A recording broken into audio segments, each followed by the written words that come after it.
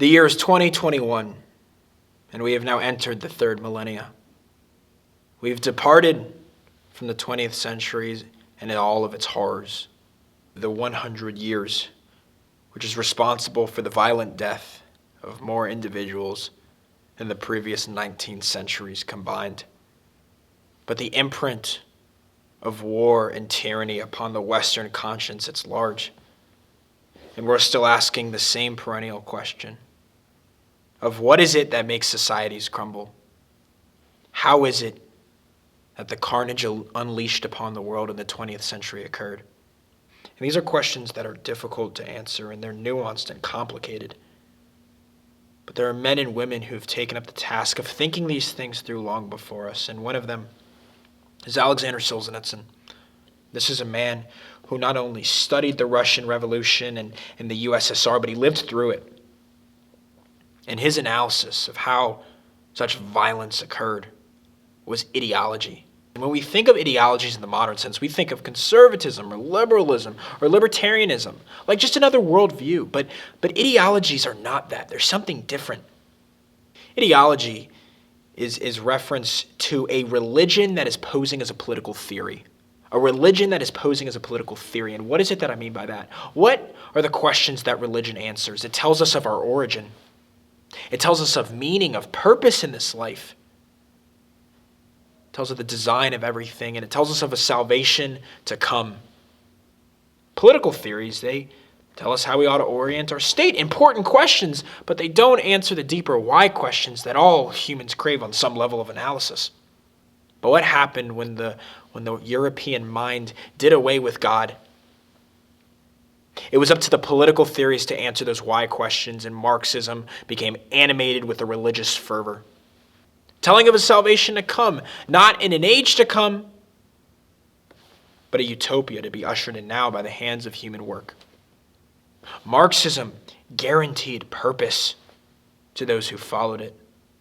You see, these political theories, they subsequented the role of religion, but as a perverted form of this. And it is these ideologies that Solzhenitsyn credited with the horrors of the 20th century. Men, shells, animated by the beliefs and the creeds of this system, were made to do horrendous tasks, justifying them by means of the ideologies. But gone are those days. With the fall of the Berlin Wall in 1989, man, he moved beyond ideology. It was the triumph of liberalism. And that very well might have been the case. But now we have seen the return of ideologies. Our political scene is so divided that there seems to be no clarity. But it seems to me to make sense of this return to ideology, of the return to people treating politics as a religious entity, a return to the very fact and feature which made the 20th century possible. We have to understand why it occurred. And it is my thesis today that atomization is the prerequisite to ideology. For people to accept these political religions, they have to be spread out, divided, withdrawn from the ecosystem of society. Atomization is the prerequisite to ideology. And what is it that I mean by atomization? Atomization is the process by which individuals in a society withdraw from civic engagement and exist on entities unto themselves. Loneliness, the angst that accompanies the 21st century man, are the result of this atomization. And it is this state of solitude that makes men susceptible to ideology. And someone who understood this rather well was Alexis de Tocqueville. Now, de Tocqueville, he was a Frenchman. And he's writing off the heels of the French Revolution and the multiple governments that France cycled through in their attempt to find political stability. But he comes to America and he pens his magnum opus, Democracy in America. And in there you can see the juxtaposition and the tension existing between the French Revolution and the American system of government. And he's stuck by this question of why. Why was his home nation in such disarray when the American Revolution ended in a certain degree of stability? And among other things, do you want to know what Alexis de Tocqueville pegged as the reason for this?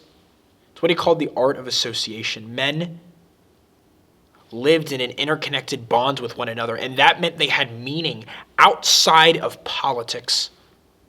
They weren't these fragmented individuals who had no engagement in the civic arena, far from it.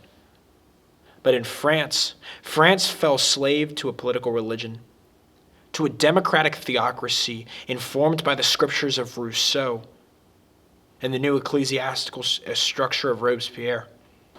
But this might not seem to fully make sense. What is it about associations? What is it about not withdrawing to yourself that keeps people from looking to totalitarian systems of thought? Well, to understand that, we have to look to a system like the USSR. And what does Stalin do? Stalin got rid of all the associations that existed in Russian society, even the Marxist groups. Why? Because each of these groups that kindled a connection between people was something that existed outside of politics.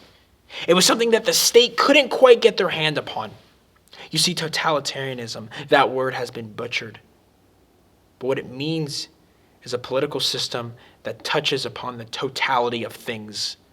It is a religious system. It answers why. It answers over all things. But with each and every association that an individual is a part of, he moves beyond the iron grip of the totalitarianism matrix. And you can even think about this in your own life.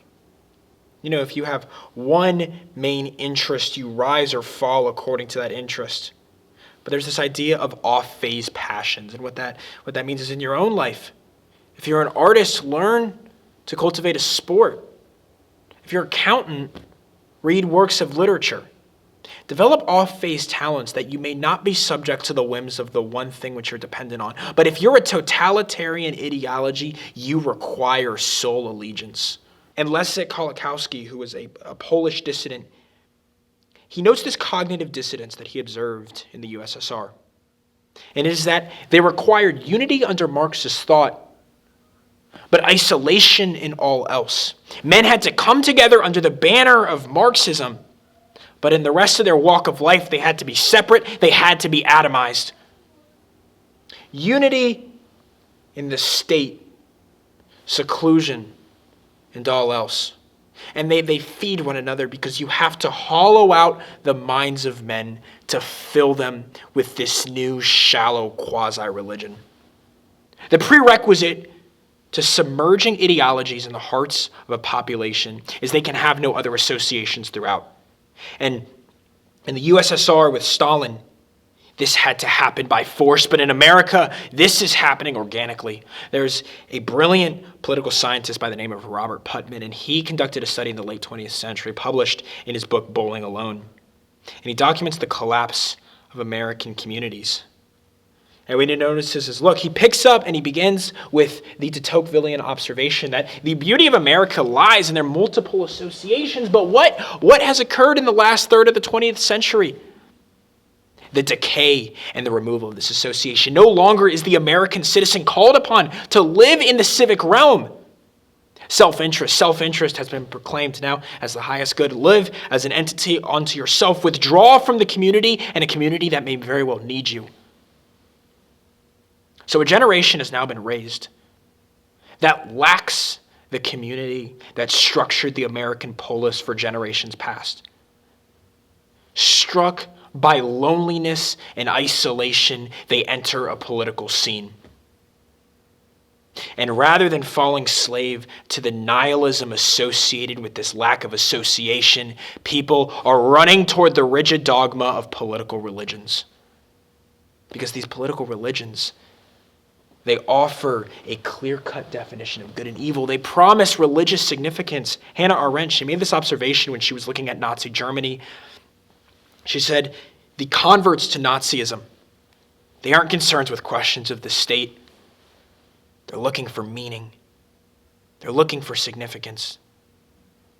You see, the sweet tune of ideology, it can only be heard by those who know the inhumane state of loneliness. It is in this loneliness that ideology comes upon men.